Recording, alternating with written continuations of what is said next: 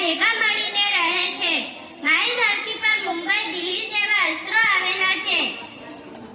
નંદાગીરી, ધવલગીરી, રંતાની ઊંચાઈ આકાંતે પહોંચી ગઈ છે. મને એક જ પુત્રએ અંગ્રેજોની ગુલામીમાંથી મુક્ત કરાવી હતી. તે હતા મોહનદાસ કરમચંદ ગાંધી. મને આજે પણ કેટલાક લોકો સ્વસ્થ રાખતા નથી.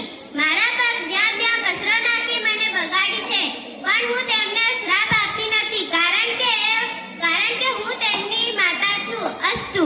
સરસ.